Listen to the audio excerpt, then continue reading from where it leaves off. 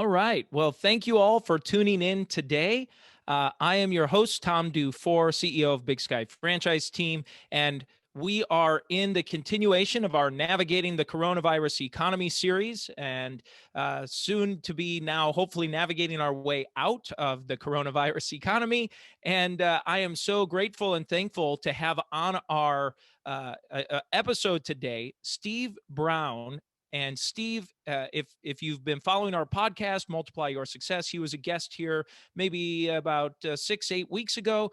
Gave an awesome podcast. So if you haven't listened to that, please check it out. And he also has his own podcast to follow as well. But Steve is he is the CEO of ROI Online and the author of the Golden Toilet. Stop flushing your money, stop flushing your marketing budget into your website and build a system that grows your business.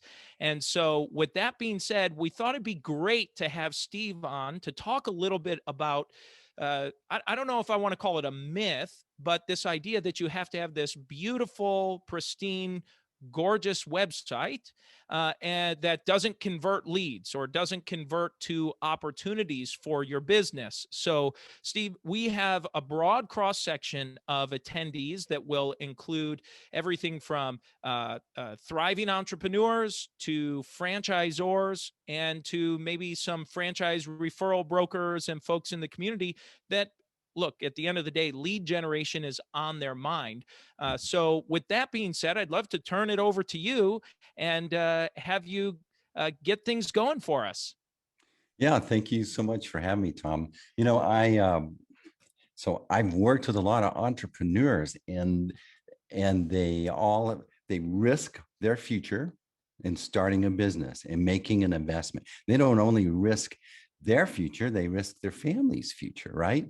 But what is it they end up doing? They end up providing products and services that improve our lives. And they also happen in aggregate to employ almost half of the American workforce.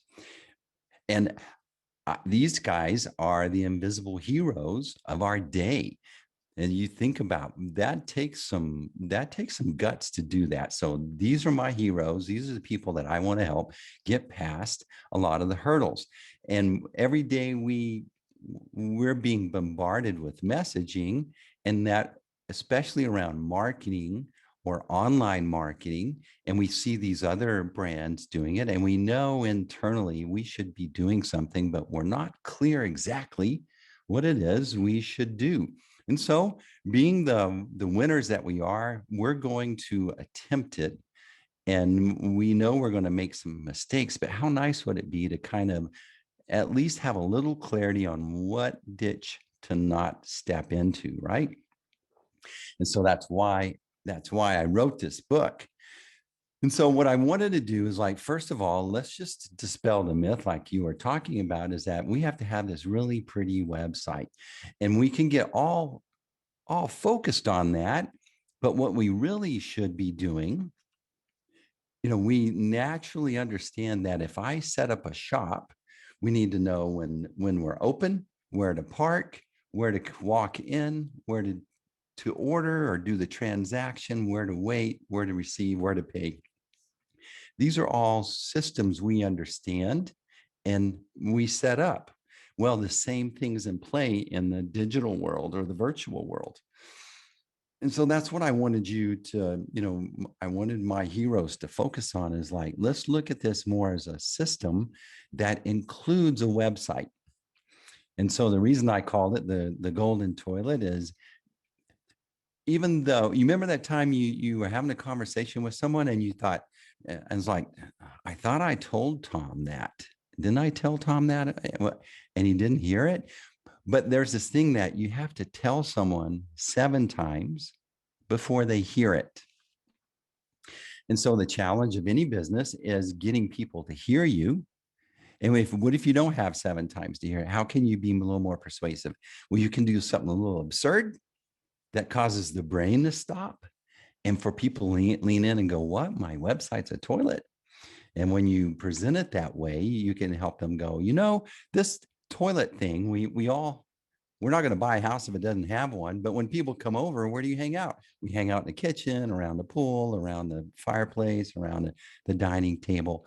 And that's the same thing here. If we're building systems in our business, we should see the website as a piece of the system. But more importantly, what's the follow-up process? Because this website is supposed to help you sell, help you present, help you communicate information when you're not around to do it personally.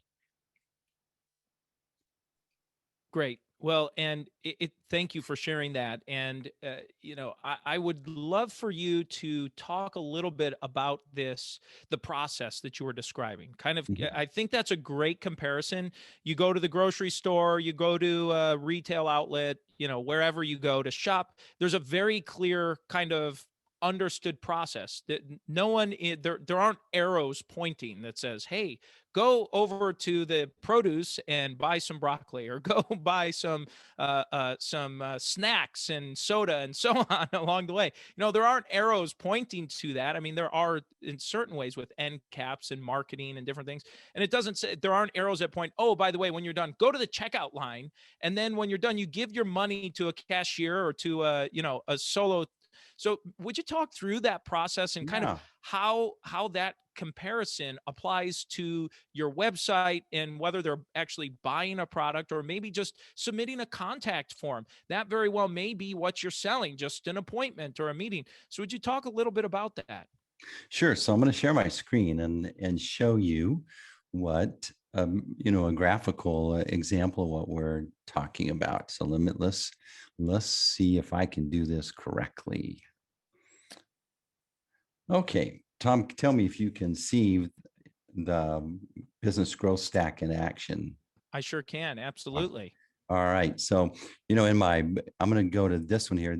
By the way, these resources are on the goldentoilet.com, and you can go to the tab of the resources, put in your email address, and you have access to these things. But here in particular is where we're going to go.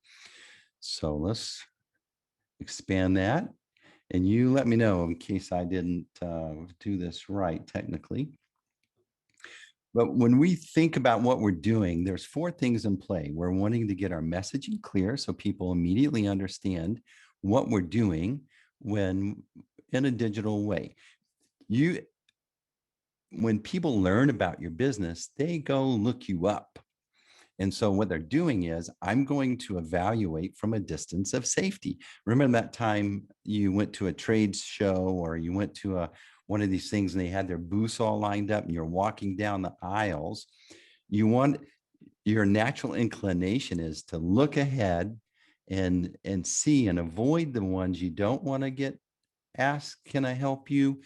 And you're trying to quickly look and avoid eye contact. Well, the reason you're doing that is you're wanting to remain safe. And that same experience is in play online. That's why people love going online and researching.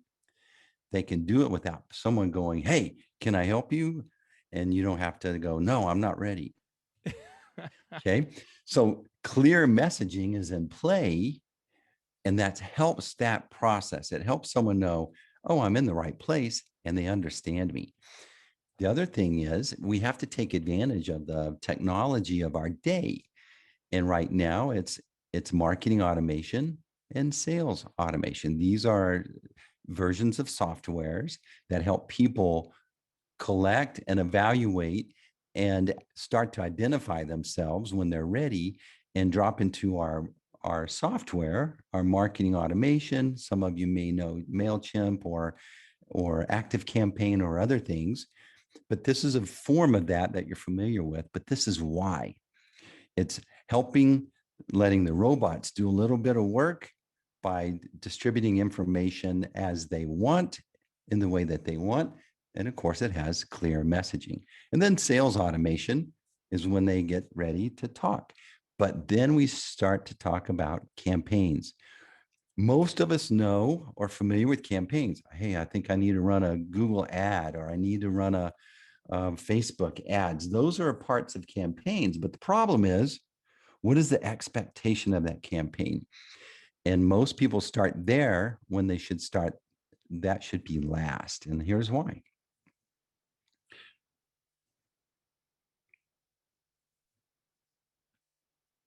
So imagine an iceberg, and at the tip of the iceberg is the campaign stuff. It's the part we all know. It's the thing that we're experiencing with, on Instagram or Facebook or whenever we're on a social media platform or run into an ad. That's the campaigns and going on. But what's going on behind the scenes? Well, below the waterline is all the stuff that I was explaining or starting to introduce you to, if you or help you see where they fit into this process, like you were describing when you go to the grocery store, Tom. So we all know we need a website and or a version of some representation. Okay. And then we kind of know we need to be doing social media posts or running ads. But what we're not real clear on is all this down here.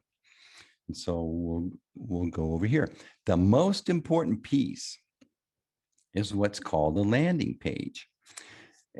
Anytime you would run an ad, do a social media post, write a blog, record a video, you're doing that because you're wanting to start to build a relationship with people, but there needs to be an expectation or a call to action of where you want them to go next.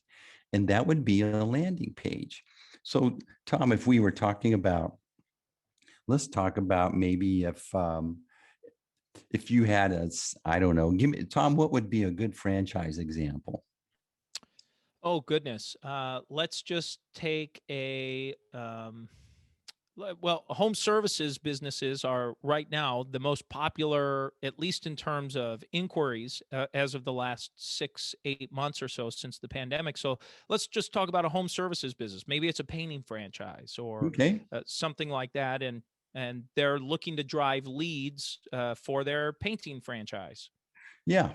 So leads would be I'm wanting to grow relationships with potential people that might choose me as their vendor to come in and repaint my house. I'm spending right now, I'm in my home office. Okay. So I've had to pay attention to certain details, and many people are doing that right now. So that's a great example. So if I was a painter and I'm running some ads on Facebook, if I don't have an expectation where they should go next, then I've thrown out I've wasted my money in some ways when I could have offered a way to get a better investment. And if I had a place right here, a landing page that talked about the 3 things that you should consider before you begin a paint project for your house, then that would be interesting, because if I'm thinking, I need to do this, but I don't know where to start, and I'm not sure all the right questions to ask, how cool would it be to have a painter go, here's the 3 things that we found that people ask the most that you should get clarified.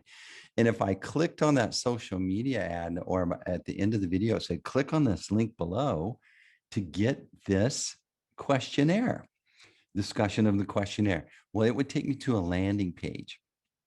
And that landing page would say why I would want that piece of content. But you see this form? That's where I'm going to get someone to give me their information. Back to that, where we went to the conference or the trade show, how often do you go out to a mixer or whatever, and what do you take with you? You take business cards. Well, why do you take business cards? Because I'm going to trade business cards with the intent of building out a relationship, of following up with you. So a form like this is a digital form of getting someone to give you their business card. And so that's going to create a contact record. And that helps you begin to follow up with them. So a landing page is an extension of your website, but it's where you want to direct activity from whatever social media post or Facebook ads or links at the end of videos or blogs. This is where you would point them so you can start to identify who they are. And then we can start to send them automated follow-ups. So Tom, you downloaded that piece. You've got those questionnaires.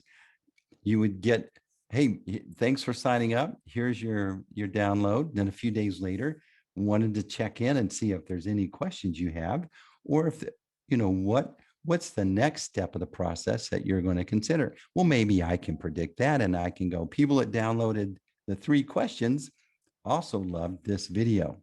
And that would be a great time to serve it to them with the intent of nurturing them until they're ready to talk. And at the end of those, all of those are going, do you want to talk to Tom? If you would like to schedule a time to get a free, come out and get a free estimate of what it would cost to repaint the inside, then that would be an offer on the end of those emails or in those emails as well. And when they did that, they're going to go into a sales process, and we have the information there. Automatic scheduling. Tom gets a schedule on the calendar. Tom comes in that day. Hey, I need to go over to this address and show up and talk to Steve about, so I know what I'm doing. We just cut a lot of headache and friction out of something and made it very easy and a good user experience. Hey, Steve. Just a quick question about this, and I think this is a common.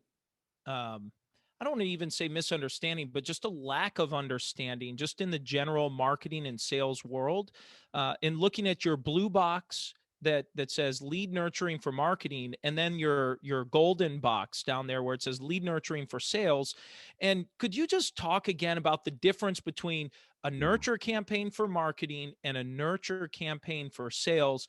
I think sometimes, myself included, I'll speak for me. I'm not, I don't want to speak for our guests or attendees, but at least for me, sometimes those two become interchangeable, and you hear people talk, marketing people even seem to make those almost this as the one and the same, but I know they are not. So would you mind just explaining those two? Yeah, I love that question. And it's a great question. And it's exactly why I broke it down this way. So you can think of marketing, lead nurturing for marketing is, I don't necessarily know your name, but it's still a one-to-many conversation, or it's less personal. Okay. But it's more inclined to go, remember, you're at that distance of safety. So I'm respecting that. So I do want to send you information that's useful and helpful. And it'll be, the email come in and it'll have Tom, did you know that here's after the 3 questions were satisfied, here's the video you ought to watch that gives you a little more detail. It's still respecting your process that you evaluate and purchase. Okay. And so it's one-to-many. That email that went out to you would be pretty much the exact email that would go out to everyone else that first downloaded that 3-question information. But when they finally scheduled an appointment or actually revealed who they are and wanted to talk to a person, then we would use templated versions that would be more personal, that would offer me to take well thought out material and, as a human, start to create a message that's very applicable for your situation. Marketing automation is great when it doesn't have to be so personable, but it can handle lots of conversations with a lot of people. Well, think about if you had to write a single email to every single one that came through, it's not tenable. But having marketing automation can handle that. But we would do a better job after I talked to you over the phone or did a Zoom call or came to your house. Then I would know what from my library of sales content would be best for you based on my discernment and my insights. And so sales automation is just a way for me to be more effective and to have a great portfolio of great messaging. So you think about, I came out and maybe you have this very tall ceiling in your kitchen. Then I happen to have some really good stuff for tall ceilings, but I don't know that in the marketing conversation. I learned that in the sales conversation. That's when I would be able, as a human, to curate a more impactful, personal, relevant follow-up message to you. And that's the beauty of sales automation. Plus, it's in the CRM and it tracks our one-to-one conversations, and it helps everyone know where we are in that conversation process.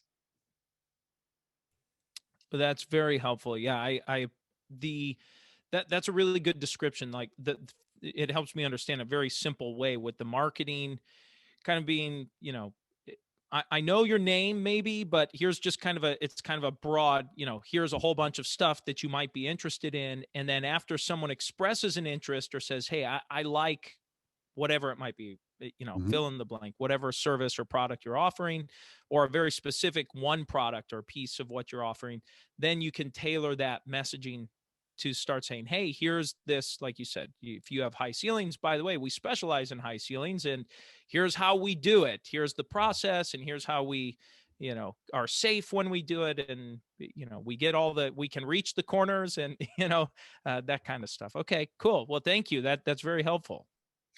The other thing that at this stage that it offers, Tom, there's a form of what I call enlightened marketing. And so the challenge that we're talking about is, how do I as a business do the marketing for my business? How do I grow more relationships and grow the revenue that's coming in? I need to pay the bills. How do I do this? But in that sales marketing, if I do my materials correctly, then I have empowered the folks that either have been a customer or had evaluated us at some point. I've given them materials that they can represent us, me, to someone they know that I would have never known about.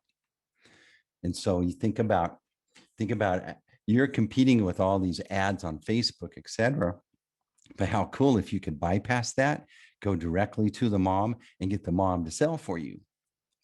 Well, if you go in and do a good job, and then you go off and send her an invoice and send her a thank you, okay, that's expected. You should do that. But how cool would it be to follow up with a little package that would set her up to be a perfect salesperson for you or help you get referrals?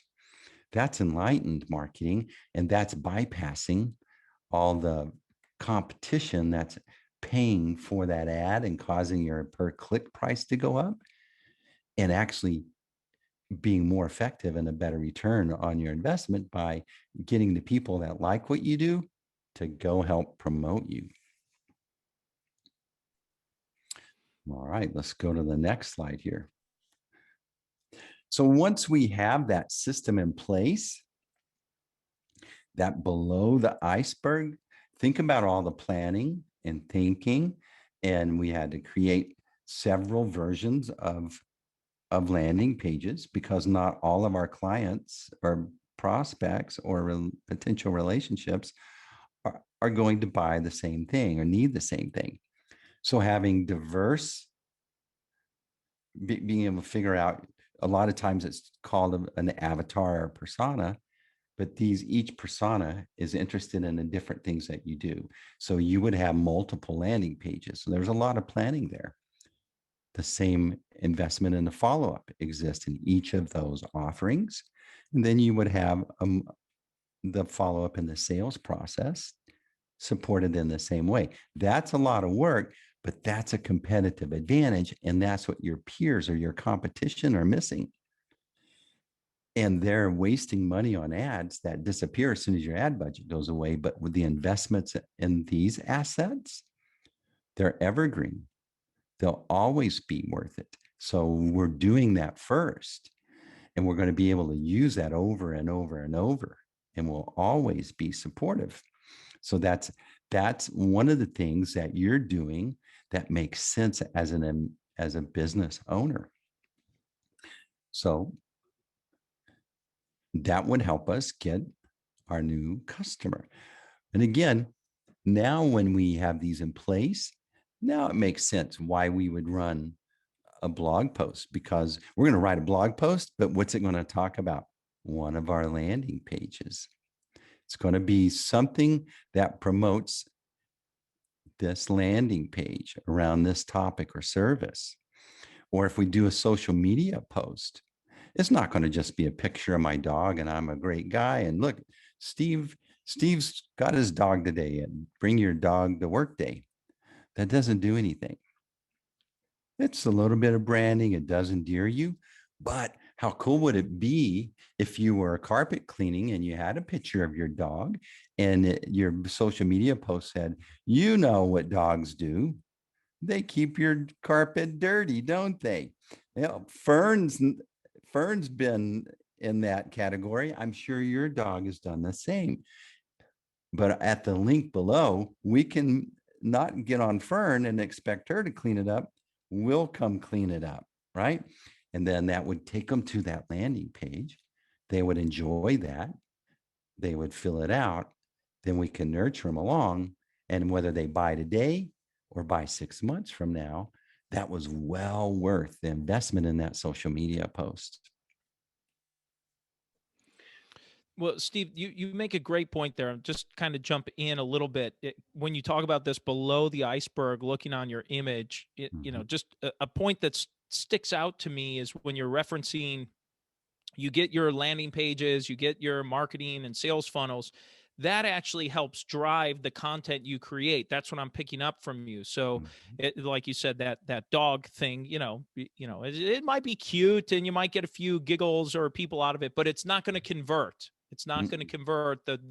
There's you might get a click or this or that, but it's not going to convert. So having the below the iceberg things in place drives the content you're creating and drives the other pieces. So I appreciate that. So thank you for clarifying. That's really, really good. Yeah, you think as a business owner, you want to be strategic. We naturally get that, but we're not clear about how to be strategic in this. So that's why that point that you're making, Tom, is now I can be strategic about the social media post. Every day we get called by these people. I can do your social media. I can get you on this search, but they don't know anything about your business. But how much how better can you do as a business owner making a decision is like, okay, if you're going to do my social media, then here's the landing pages I want to promote. Show me what ads you would run to promote these landing pages. Ooh, you just cut out a lot of monkey business and people that are bluffing you. And you're going to discern who knows what they're talking about.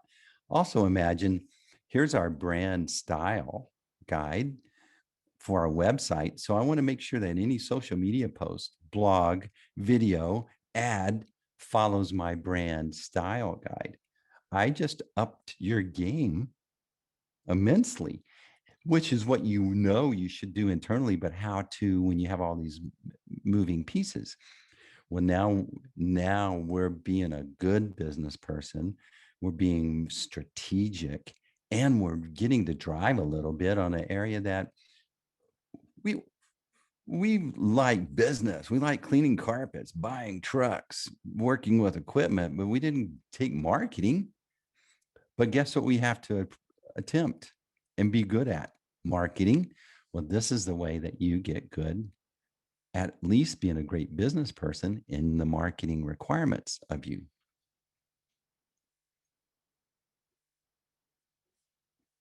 So here's a slide. Whoops, let's go back. So here's a slide that can help you see those multiple landing pages in play. So here's everything above the iceberg. Your website. Everybody knows you need a website, about us, how to contact us, service pages. Everyone understands you need to be doing some sort of organic promotion. That means posts that you do for free. You're not paying for them. Well, you do have to pay for them to produce them, but people get to consume them and it doesn't cost you. And that means they're evergreen to an extent. Blog posts will always be out there. Social media posts will disappear over time. Customer testimonials, they'll be helpful. They're on your website somewhere. Videos can be evergreen, but your paid promotion can now support your strategy and your promotion.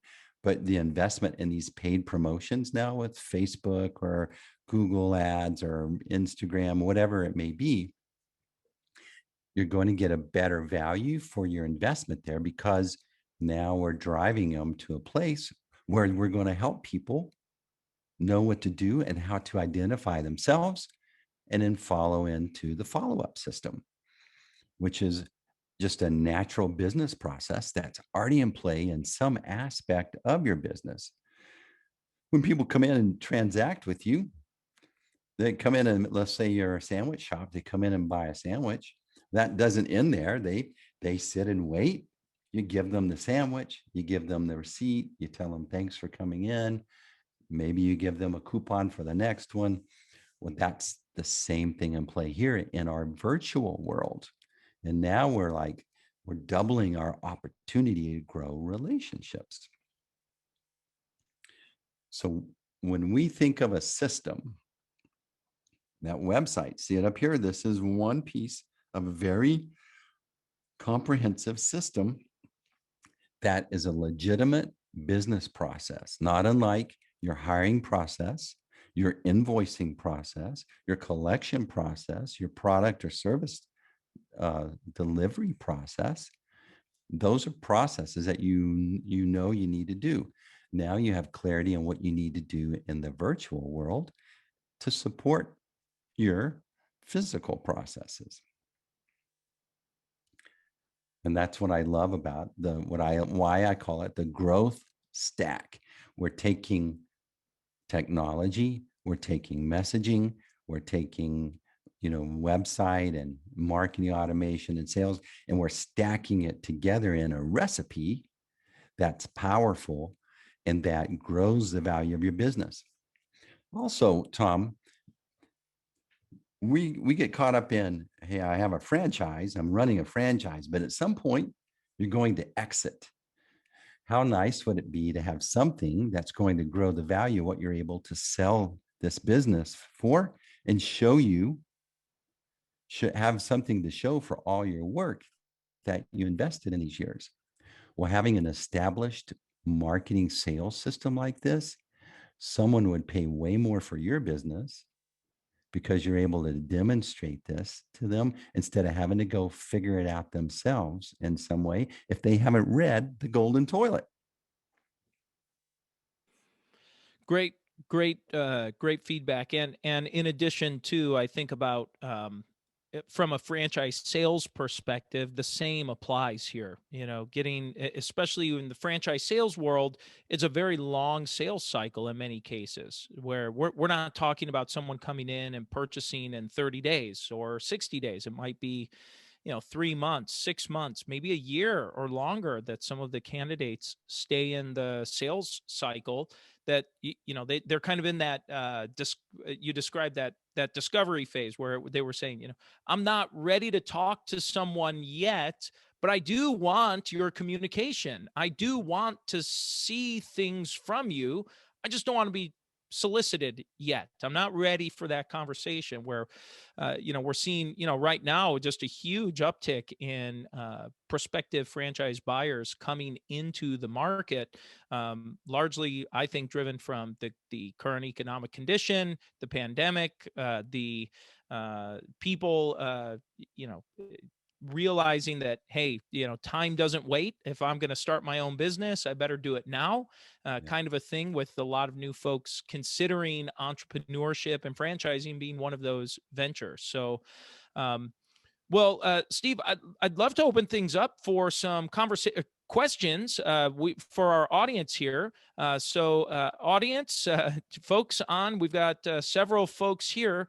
Are there specific questions that you'd like to run past Steve while we have him to ask a few questions? Yeah, while we're waiting for that, Karen, thanks for your comment there. Even working in this business, it took me several years to sit down and really get this clear in my mind.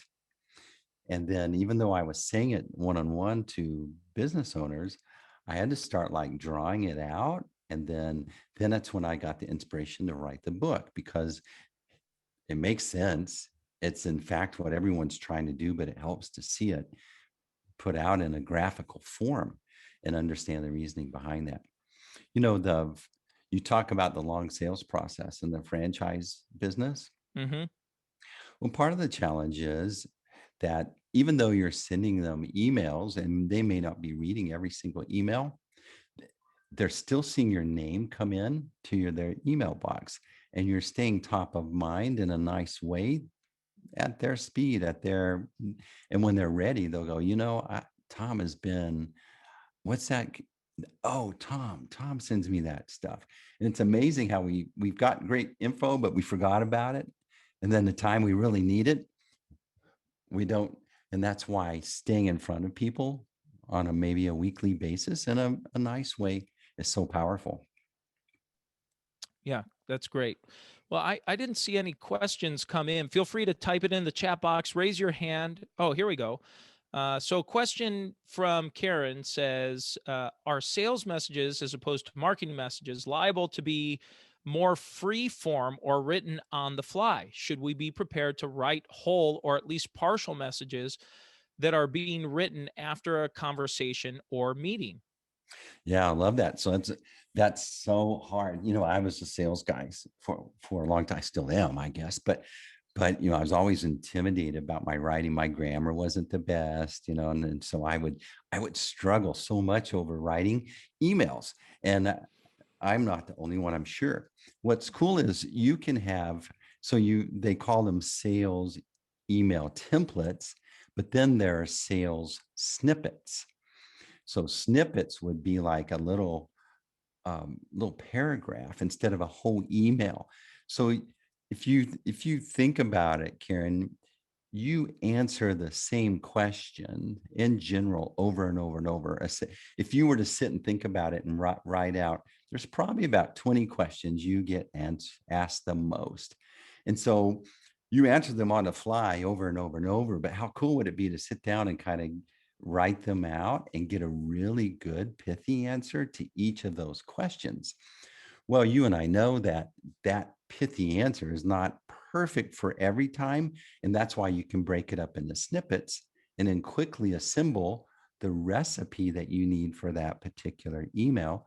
And then you're more prepared, you're more professional, but you're able to have more control over the exact message you want. And you do want to customize it. So you just need to like customize a sentence or two as you assemble the recipe for that answer. I hope that helps. That's great. Great. Great feedback. And while we're waiting for another question or two to come in, what's the best way for people to reach out to you, Stephen? They can't remember, how can they reach you and follow up with you? Yeah. So the goldentoilet.com, that's there. If you want to just know that book website's out there. You can also go to roionline.com, and there's a place there where you can set up a time to talk to me. I'm happy to chat with you for 30 minutes, no cost or whatever, and give you free advice, suggestions. Happy to answer any questions. Then you can listen to the ROI Online podcast as well. We drop 2 episodes a week there. So we have great conversations with folks that would be very interesting for your audience. And that's a great way. And then, of course, LinkedIn. I'm Steve Brown, ROI Online on LinkedIn. Great.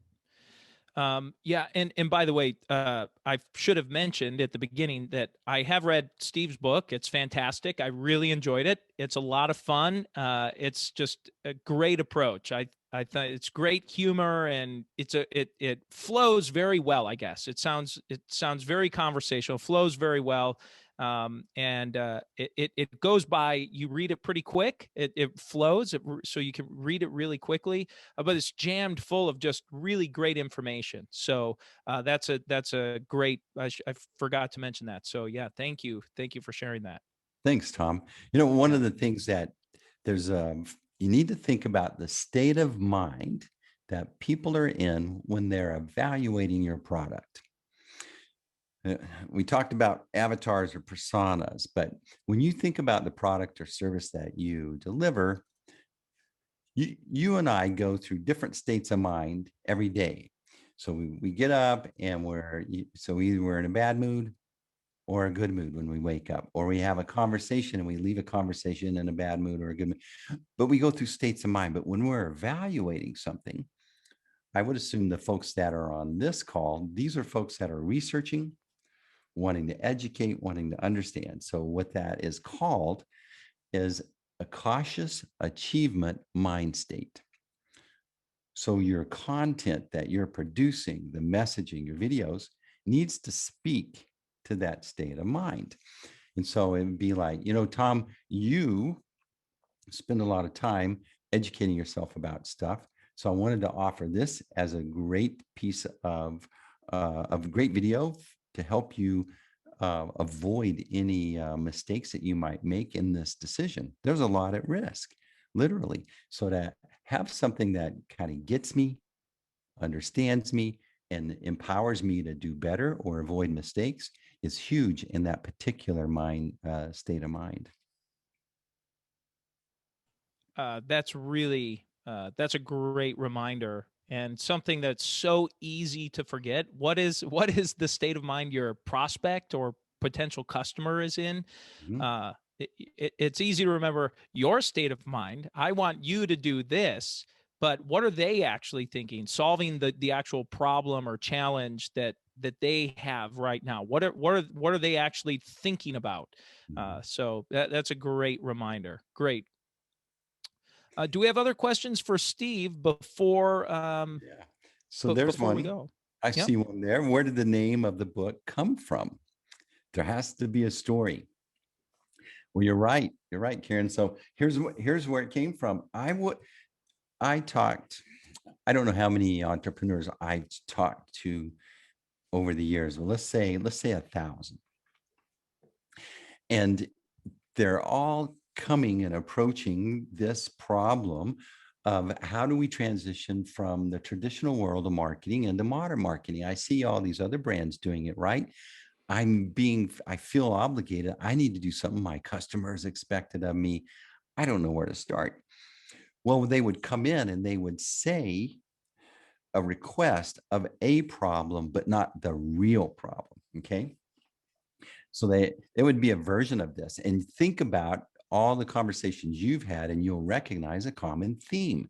They just say it different. They use the words they have, but they're trying to accomplish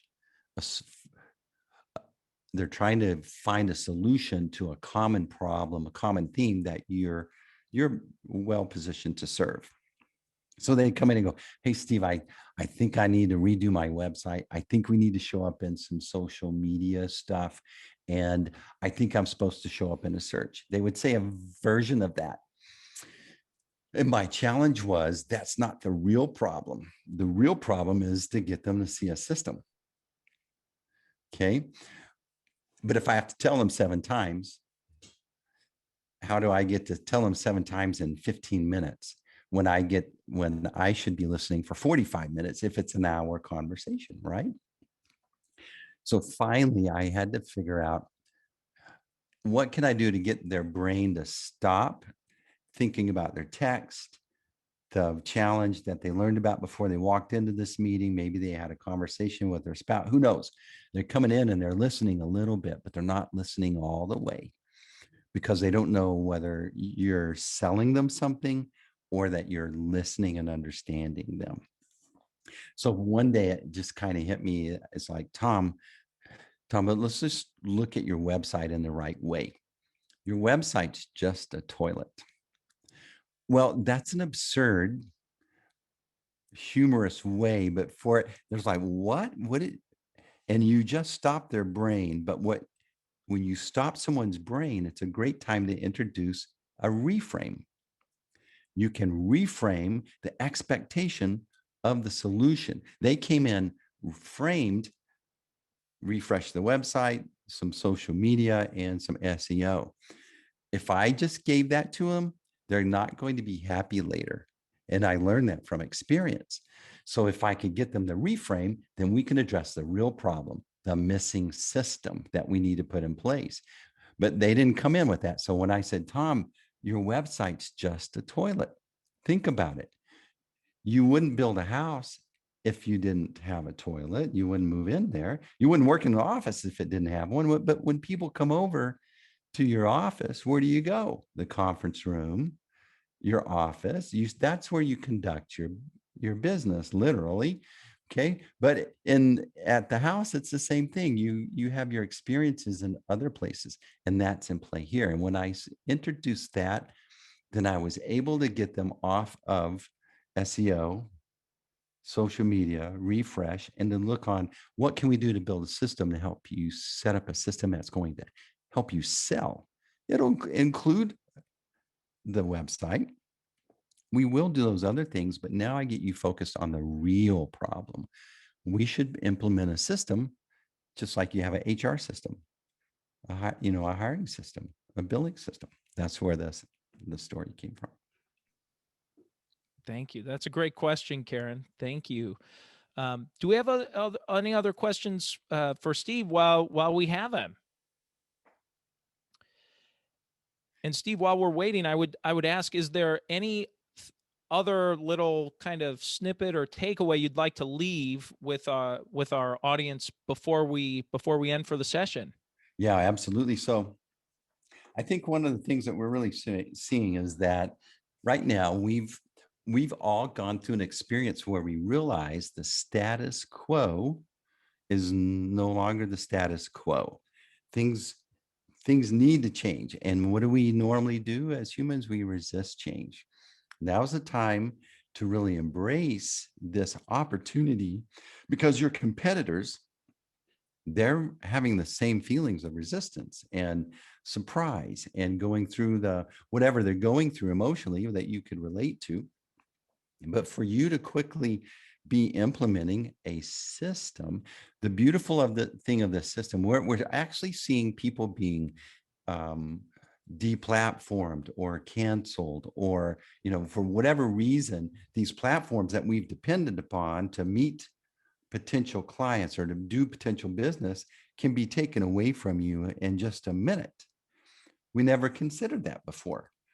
And so to think about the system that we just described, what is it doing?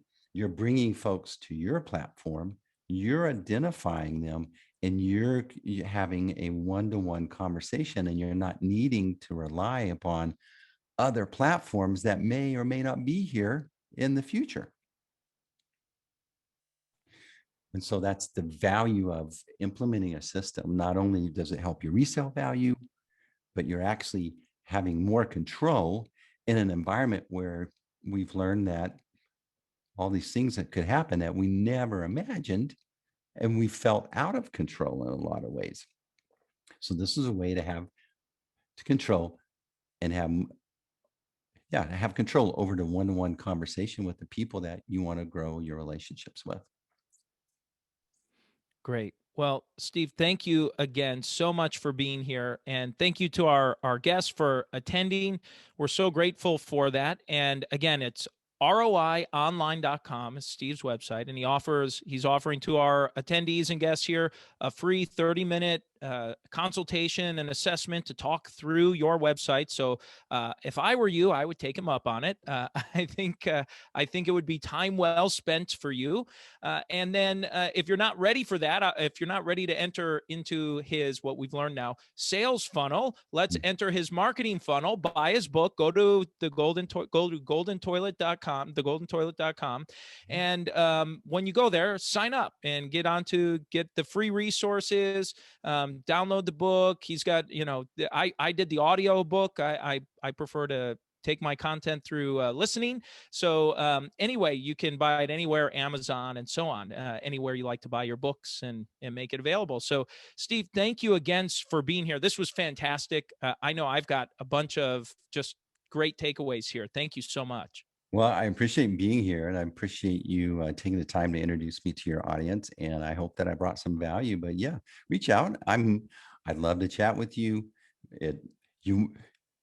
I'll see you as a human, and I'll give you some advice to help you walk away with something of value at the very least. Yep. Well, great. Well, thank you all so much. Have a great rest of the day. Have a great weekend, and we'll be back here next week. Thanks so much. Thanks, Tom. Thank you.